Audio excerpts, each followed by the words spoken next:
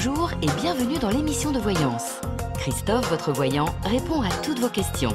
Il s'appuie pour cela sur les tarots et sur son étonnante faculté d'intuition. Bonjour à tous et bienvenue sur le plateau de l'émission de voyance.com. Eh bien écoutez, je suis ravi de vous accueillir pour cette émission spéciale. Au moment où je vous parle, nous entrons dans la rétrogradation de Mercure. Alors Mercure n'est pas une rétrogradation rare puisque elle intervient entre 3 et 4 fois par an maximum, mais cela a toujours une portée sur notre quotidien, et nous le verrons en cours d'émission. Je vais dans un premier temps répondre à 2 ou 3 de vos questions, et puis après j'évoquerai l'impact de la rétrogradation de Mercure, ce que l'on peut en attendre, ce qu'il faut éviter, et je vous donnerai également un petit exercice à faire, puisque lorsque j'ai préparé cette intervention sur la rétrogradation de Mercure, je pouvais le faire simplement par rapport aux signes. Bien sûr, j'indiquerai quels sont ceux qui sont les plus impactés, ou en tout cas quelles sont les parties des signes qui sont les plus impactées par cette rétrogradation. Mais le petit exercice sera le suivant.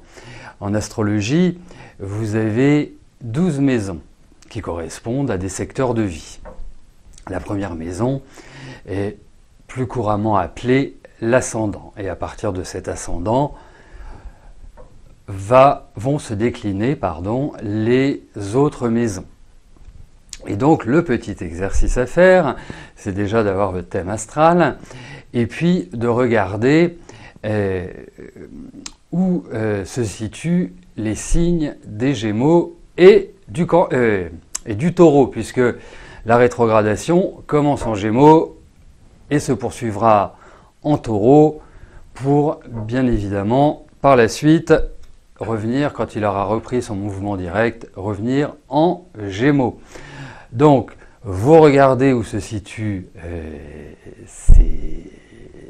la maison dans le Gémeaux, regardez dans le Cancer aussi, ça peut varier, donc ça veut dire que puisqu'une rétrogradation dure en moyenne 24-25 jours, sur ces 24 et 25 jours, la rétrogradation peut naviguer entre 2 maisons, et là ça vous donnera, donc d'ici quelques minutes, ce à quoi correspond de ce qu'on appelle le transit de Mercure dans ces différentes maisons. Voilà. Et ben voilà, en tout cas, autrement j'espère que vous allez bien, j'espère que vous êtes en pleine forme, j'espère que vous n'êtes pas trop affecté pour l'instant par la rétrogradation de Mercure et que cela ne vous inquiète pas, il n'y a aucune raison.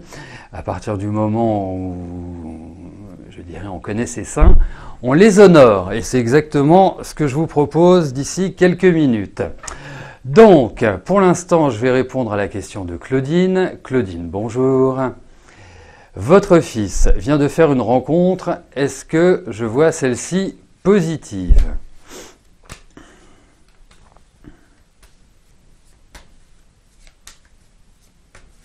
Allez,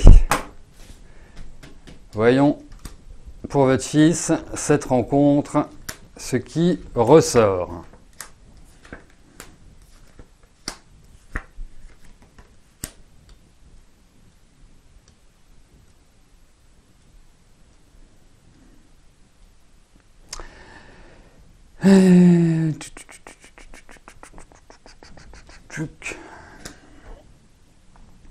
Bon, alors en fait, je dirais que la problématique n'est pas du côté de votre fils. Je pense qu'elle est beaucoup plus du côté de cette personne, de l'autre personne, de cette rencontre. Et comme si cette personne-là, cette femme, enfin, je pense, c'est pour ça que j'appelle cette personne, sort de gros ennuis ou d'une phase qui a été assez complexe, compliquée, destructrice. Et donc elle n'est pas forcément dans une énergie hyper joyeuse.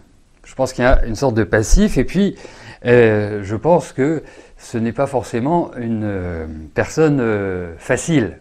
certainement du tempérament, certainement une approche qui n'est pas forcément évidente de prime abord. Je dirais donc une complexité personnelle. Bon, après, je pense que votre fils aime bien aussi ce qui n'est pas simple. Mais bon, après ça c'est autre chose. Donc on relève quand même des sentiments, on relève quand même une énergie qui me paraît plutôt positive. Je me demande même si ils ne vont pas partir quelque part ensemble. Enfin, il y a cette idée, je dirais, de vivre cet amour, de vivre cette romance, de vivre cette relation de manière assez tonique, dirais-je. Et donc, moi, le seul bémol que j'ai, c'est la personne qui est en face. Vous voyez, ça va pas être une question de quotidien, ça va pas être une question d'affectivité, c'est plus une question de personnalité. Et c'est ça qui risque d'être un peu plus complexe. Voilà. Après, ça se gère. Je vois l'âge de votre fils. Il y a quand même, je dirais, l'idée de maturité, d'expérience aussi, parce que, je dirais, disons-le, je ne suis pas persuadé que la fin de la trentaine et la quarantaine fut extrêmement simple pour lui sur ce plan-là, et d'ailleurs sur d'autres plans. Mais enfin bref, puisqu'on parle d'affectif, c'est plus sur ce plan-là.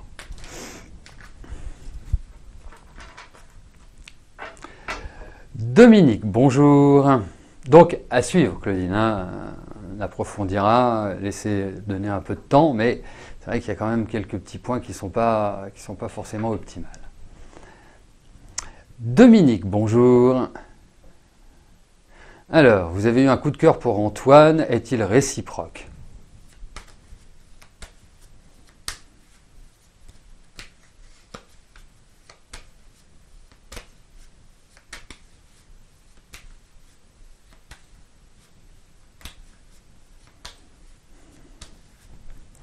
Allez, voyons avec Antoine.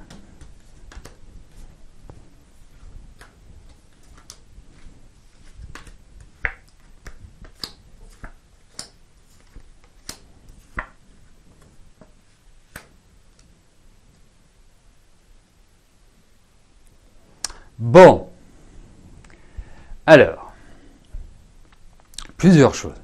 Effectivement, c'est du coup de cœur. De votre côté. Je pense qu'aussi Antoine a une attirance pour vous. Et je pense qu'il vous trouve à son goût.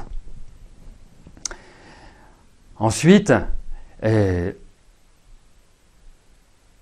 au niveau de ces cartes-là, au niveau de ce tirage, je vous dirais une chose, c'est que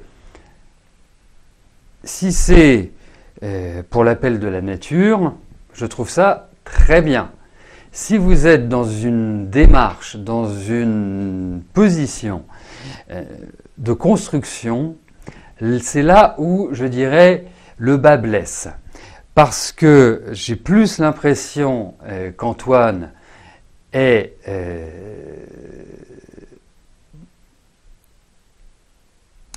plus dans la volonté, voilà, de vivre l'instant présent que de s'inscrire dans une démarche pérenne. Alors je sais que je vous casse un peu la baraque, hein, c'est indéniable, vous me posez la question.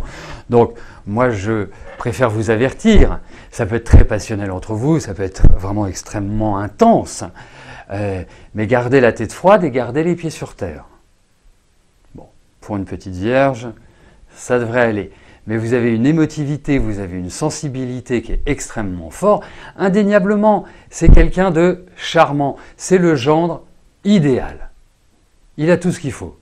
Il a un joli sourire, il a toujours le petit mot qu'il faut, on sent chez lui un niveau de responsabilisation qui est optimal. Vraiment, c'est extérieurement, je vous dis, c'est le gendre idéal, c'est l'homme parfait. Après, il faut vivre avec lui, il faut, je dirais, créer une vie avec lui, et c'est là où c'est pas aussi simple que cela. Et même si vous êtes par essence d'une nature assez indépendante, vous pouvez créer cette dépendance par rapport à l'autre. Et forcément, vous avez en face de vous quand même quelqu'un qui est extrêmement indépendant, qui à mon sens est un jouisseur, et qui à mon sens est pas forcément l'homme idéal pour vous. Voilà. Après, vous le savez, c'est mon approche, hein, c'est que par rapport à un tirage, avancez, mais gardez ça en mémoire. Voilà. Je vais être votre petit Jiminy Cricket, voilà. Je ne vous compare pas à Pinocchio, bien évidemment, mais l'image est celle-là. C'est-à-dire que je préfère vous avertir et que, d'une certaine manière, vous soyez sur le qui-vive, plutôt que de vous engouffrer pleinement et complètement dans une relation qui risque d'être complexe, malgré tout. Voilà Dominique.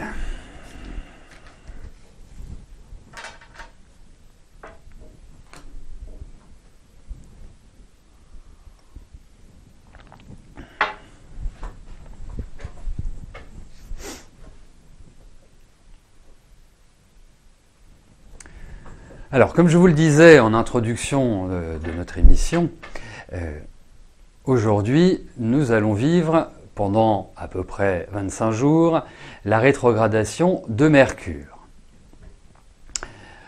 Donc, nous allons découvrir ce que peut apporter Mercure rétrograde. Déjà, il faut savoir ce que représente une planète rétrograde. Une planète rétrograde donne l'impression d'aller dans le sens inverse des autres planètes dans le ciel. Dans sa symbolique, la rétrogradation nous oblige à réfléchir aux caractéristiques et aux champs d'application dans notre vie. Mercure va concerner la communication, les échanges, les déplacements, l'intellect.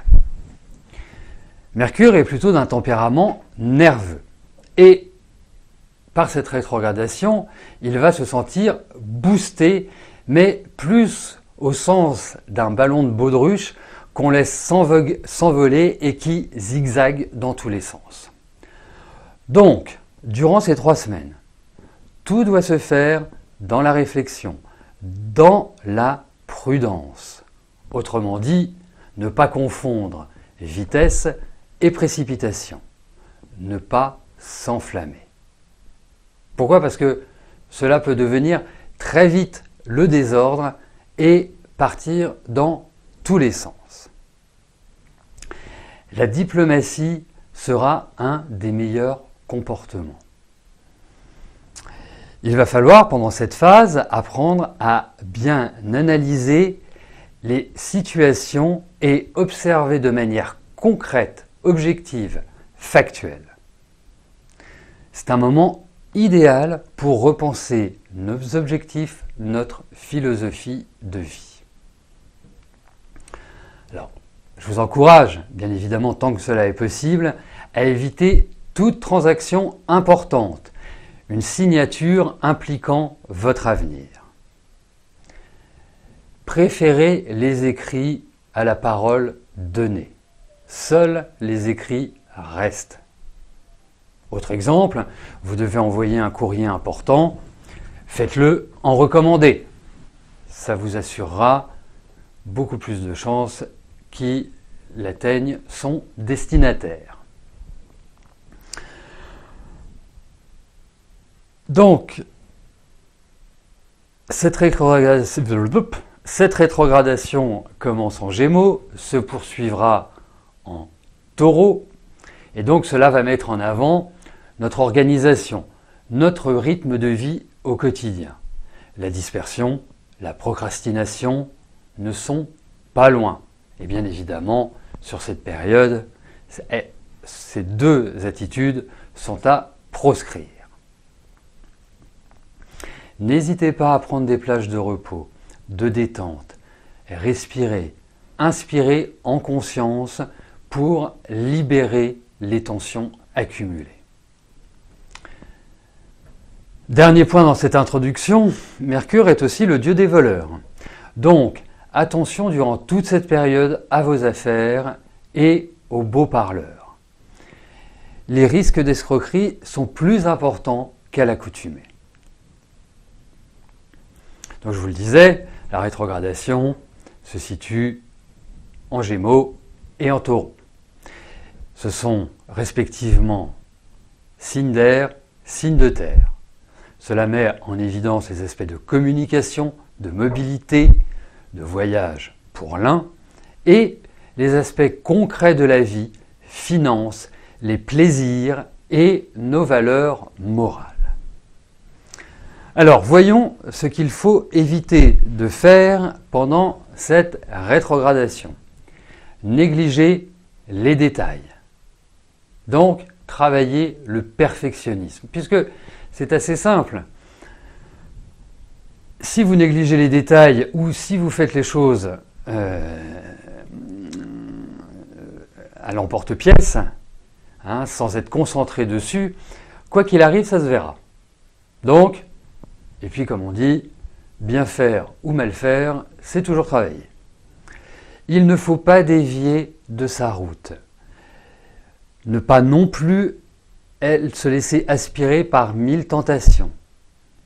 Ne pas être orgueilleux. Ne pas promettre la lune. Si vous êtes capable de faire quelque chose et que vous vous en sentez capable, faites-le. Autrement, battez en retraite. Si par exemple vous décidez de vous inclure dans un courant de pensée ou un courant philosophique ou un courant spirituel, gardez quand même vos sens en éveil, car c'est un moment opportun pour se faire embobiner. Maintenant, passons à ce que l'on peut faire. Alors, période absolument cruciale, idéale, pour réfléchir à des projets qui ont démarré ou qui sont dans vos pensées avant cette rétrogradation, donc avant aujourd'hui. Et aujourd'hui, nous sommes le 10 mai. Réactivez ce qui est en sommeil pour en avoir une perception différente et pouvoir le perfectionner et huiler les rouages. Et pourquoi pas se replonger dans le passé pour mieux appréhender l'avenir, pour corriger certaines attitudes, pour améliorer certains points dans notre vie. C'est un bon moment aussi pour réparer nos erreurs, pour dire à quelqu'un « je me suis trompé, je m'en excuse, je t'ai peut-être blessé, mais ce n'était pas le but ». Faire une sorte de mea culpa. Et aussi, il faut bien maîtriser sa communication. Mercure communication, dans le signe du Gémeaux, il est chez lui. Donc, pendant le début de cette rétrogradation, il est important d'être attentif à ce que l'on dit. Donc, éviter toute impulsivité, parler lentement, faire des phrases courtes et ne pas plonger dans des discours trop longs qui vont de toute façon user les patiences. Alors, le groupe, et c'est sur ce point que j'aborderai les signes, le groupe de signes qui va être affecté par cette rétrogradation sont donc les lauréats, les vainqueurs même, sont le Gémeaux forcément, le Sagittaire forcément puisqu'ils sont en face, le Taureau et le Scorpion. Mais pas tout cela. Essentiellement pour les Gémeaux et les Sagittaires, ceux qui sont du premier décan, voire début du premier décan. Et pour les Taureaux et les Scorpions, ceux qui sont du troisième décan, voire de la fin du troisième décan. Ce sont eux qui doivent être les plus vigilants sur cette période, les plus concentrés dans toutes leurs actions et leurs échanges. La difficulté, c'est que vous pouvez ressentir une espèce de tension intérieure, d'impulsivité, d'impatience qui vous fait agir même si vous êtes dans une phase de contrôle. Voilà. Donc ça, c'est, je dirais, le premier groupe impacté. Le deuxième groupe impacté, ce sont ceux qui vont être, je dirais, astrologiquement au carré de ces signes. Donc, pour les Gémeaux et les Sagittaires, ça correspondra aux Vierges et aux Poissons, début premier décan. Et pour les Taureaux et les Scorpions, cela correspondra aux Lions et aux Verseaux, premier décan. Voilà. Et pour eux, c'est exactement le même principe, être sous surveillance. Hein. Si vous avez envie de prendre vos vacances là, d'aller faire une retraite, ça peut être le bon moment. Pour les autres signes, je dirais qu'il n'y a pas grand-chose de particulier avec cette rétrogradation, puisque cela ne va pas affecter négativement. Il faut juste respecter ce que je vous disais précédemment dans le « il faut » et « il ne faut pas », mais autrement, c'est plutôt une phase qui sera plus légère que pour les signes dont j'ai parlé. Alors, donc ce petit exercice intéressant, puisque on rentre dans beaucoup plus de précision que cela peut se faire par rapport aux signes, c'est-à-dire de placer sur votre thème natal la planète Mercure au 10 mai et voir comment elle va évoluer. Donc, en fonction de la maison dans laquelle elle tombera, eh bien, cela correspondra à des activités, cela représentera des difficultés, cela représentera des attitudes à adopter et une sorte de conseils pour éviter justement les écueils de cette position planétaire dans votre thème. Donc, si vous êtes ascendant Gémeaux, et je dis bien ascendant Gémeaux, mais alors vraiment, vous commencez au début du Gémeaux. Parce que si vous avez un ascendant à 23 degrés, 24 degrés du Gémeaux, là, ce sera en maison 12 et pas en maison 1. C'est pour ça que je vous dis, regardez dans votre thème astral et ensuite, vous pourrez appliquer ce que vous allez entendre d'ici quelques secondes. Donc, un Mercure rétrograde de maison 1 en transit va amplifier la nervosité, l'impatience. Il va obliger à une réflexion sur nos manières de penser, de communiquer, de nous comporter également. Ça peut nous donner l'envie de changer de look, par exemple, avec Mercure, peut-être d'être, selon notre âge, de porter des vêtements plus à la mode, plus jeunes. Hein, c'est un petit peu cette idée mercurienne. Et le point important, c'est que nous faisons un examen de nous-mêmes. Que ce soit sur notre manière de nous exprimer, que ce soit sur notre manière de réfléchir, que sur nos différents objectifs. Lorsque vous avez Mercure qui transite votre maison 2, alors ce n'est surtout pas le moment d'investir, de réaliser des placements financiers. Vous pouvez y réfléchir, vous pouvez les structurer mentalement avec pour objectif de fonder des bases matérielles plus solides à l'avenir. Cela peut être aussi des retards sur le plan matériel, des situations qui ne se débloquent pas suffisamment vite sur ce plan-là. Ça peut tout à fait aussi correspondre à une interrogation sur nos valeurs morales, c'est-à-dire qu'on va amplifier ces dites valeurs.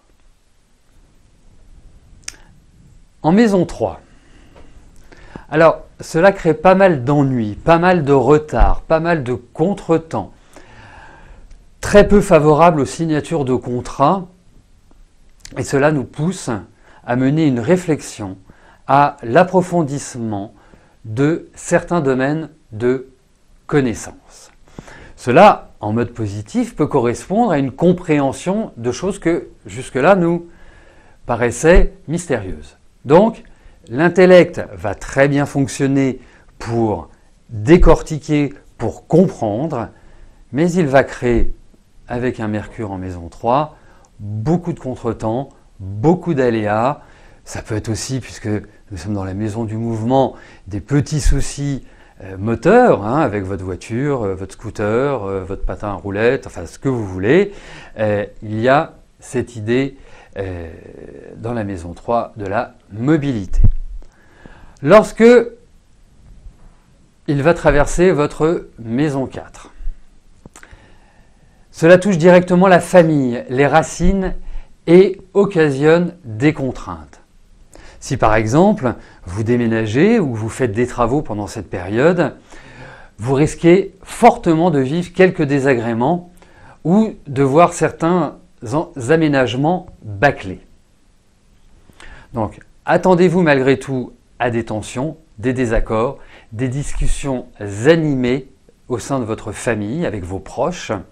Donc, ce n'est pas vraiment le moment, si j'ai un conseil à vous donner, d'exposer vos états d'âme. Patientez 3 semaines avant de le faire. Au contraire, menez une réflexion pour justement argumenter par la suite de manière impériale. Cela peut aussi traduire des inquiétudes pour une femme de votre entourage. En maison 5. Alors, en maison 5, il y a une double approche. D'un côté, c'est une transformation positive de l'image de soi et qui passe par une auto-analyse objective. Cela peut correspondre aussi au fait de structurer un projet, de le rendre plus créatif et de déceler ce qui doit être corrigé. Et de l'autre, cela peut se traduire par du mutisme, une inhibition et un déficit de confiance. En maison 6, prenez soin de vous, c'est le moment opportun pour revoir votre hygiène de vie, comme par exemple votre alimentation, votre rythme quotidien, ce qui doit vous permettre d'accéder à un meilleur être. Alors, vous risquez d'être submergé par un quotidien agaçant, envahissant, voire anxiogène.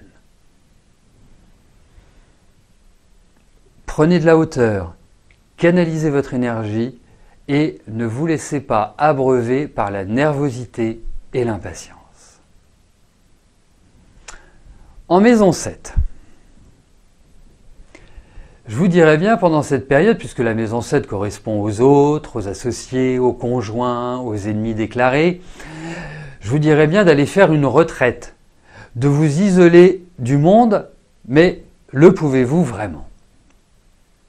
Donc on va considérer que vous ne pouvez pas. Si vous pouvez passer ces un peu plus de 3 semaines tranquille, vous les passerez sûrement tranquillement. Mais bon, ce ne sera à mon avis pas le cas. Donc, abordez les aspects relationnels dans la clarté, car l'autre ou les autres ne le seront pas forcément. Vous ressentirez beaucoup plus facilement, beaucoup plus intuitivement ceux qui mentent, ceux qui dissimulent. N'engagez pas non plus d'action contractuelle, d'association.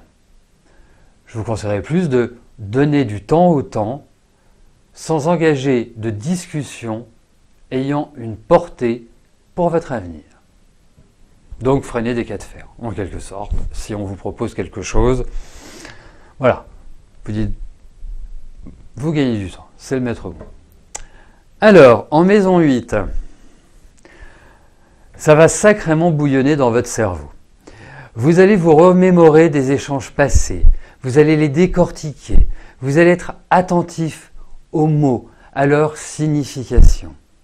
Donc, on se détend, ne transformez pas votre vie en cocotte-minute, car la pression intérieure sera forte.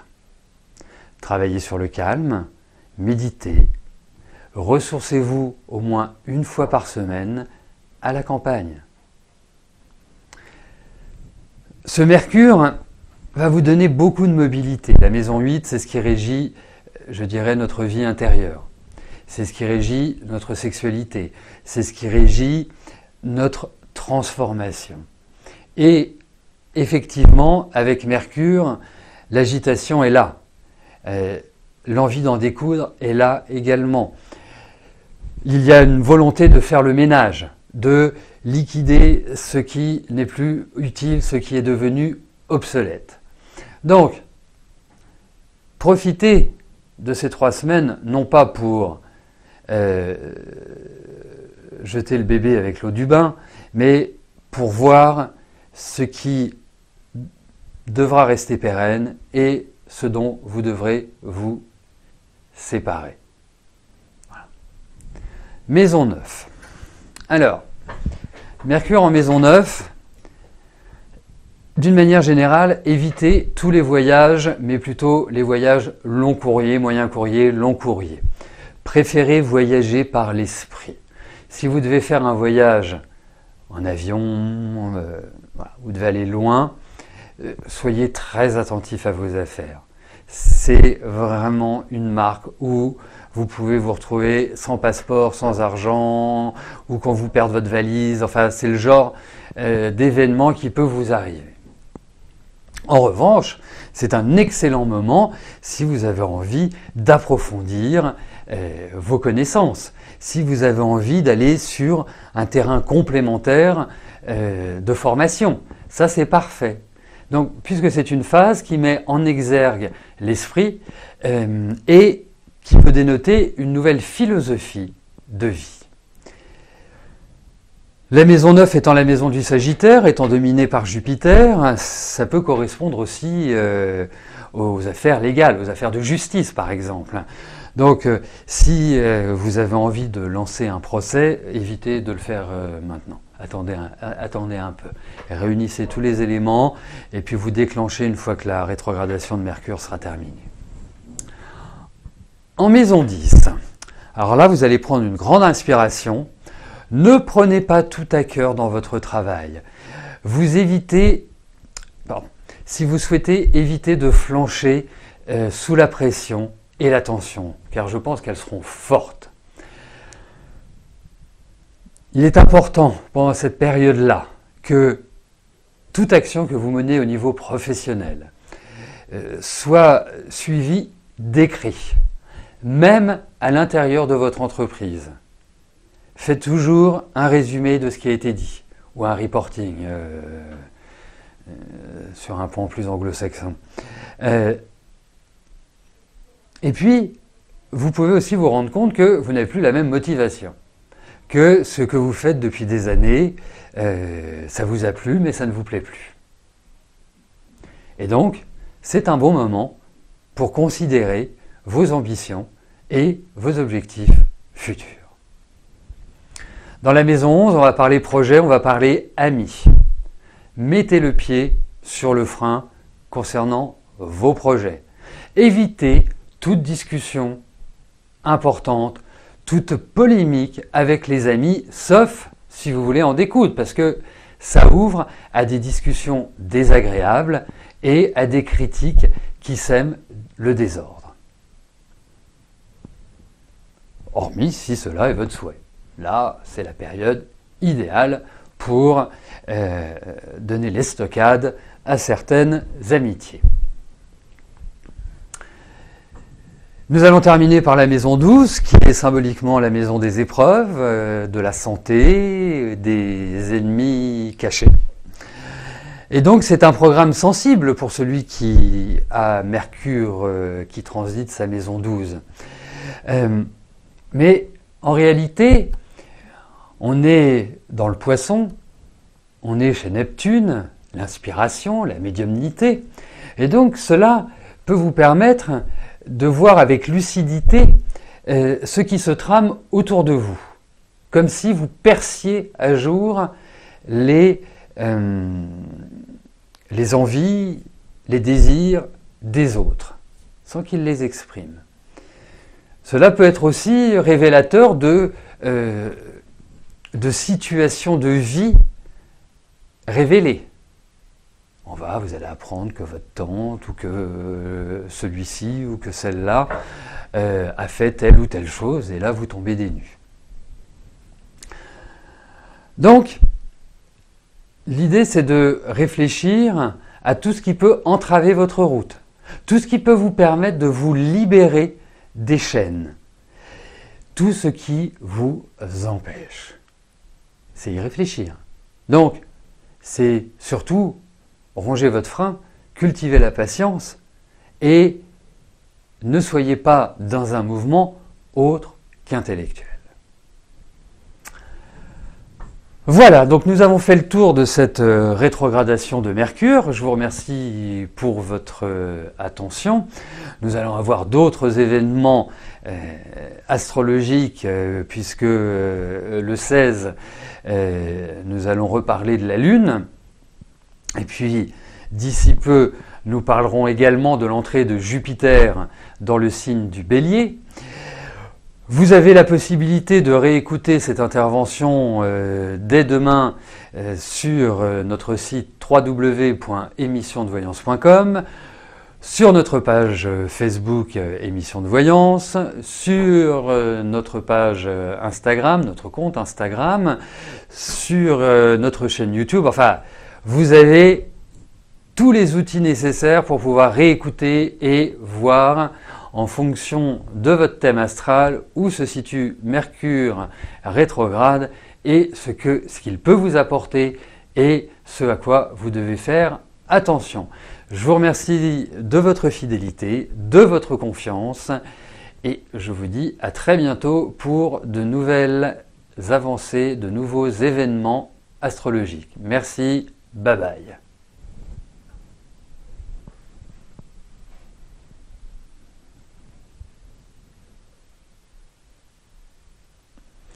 Bon, c'était un peu long quand même, hein.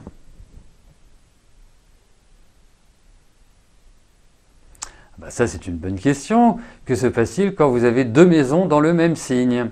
Eh bien, vous regardez, puisque Mercure commence sa rétrogradation en début Gémeaux, eh bien, vous regardez jusqu'où il va, et il va aller, si ma mémoire est bonne, jusqu'à 25 degrés du Taureau. Et à partir de là, vous voyez où se situe cette maison. Voilà. Hein?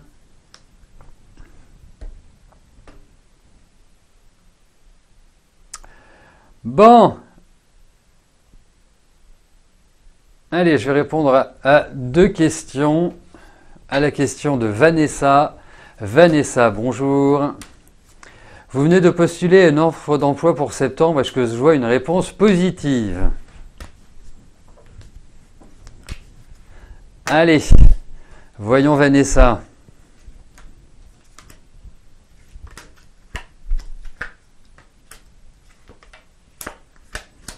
Bon, j'ai pas l'impression que ce soit pour cette fois-là. Hein? Donc, vous angoissez pas. Mais je sais pas. Ou alors ça va être quelque chose de très très pénible. Quelque part même, je vous le déconseillerais, Vanessa.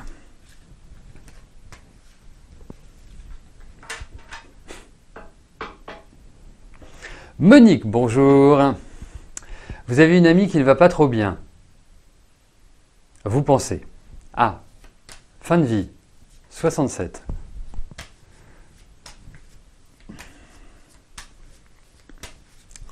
Allez, voyons pour Nathalie.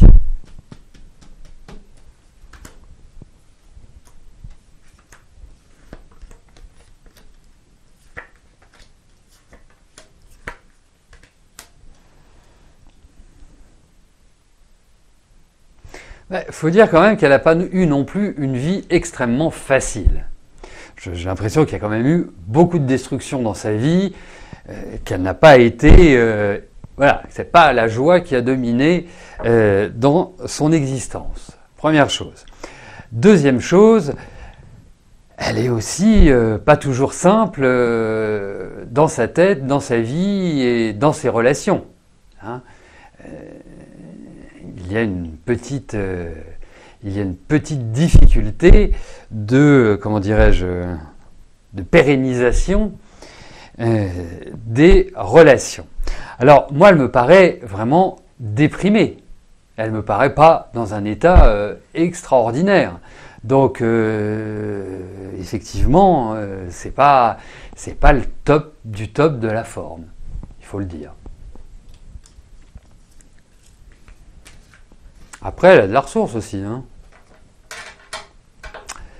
Voilà, bah écoutez, nous arrivons au terme de notre émission. Je vous donne rendez-vous demain dès 13h30 pour notre prochaine émission de voyance en direct. D'ici là, portez-vous bien et je vous dis à plus tard. Merci, bye bye.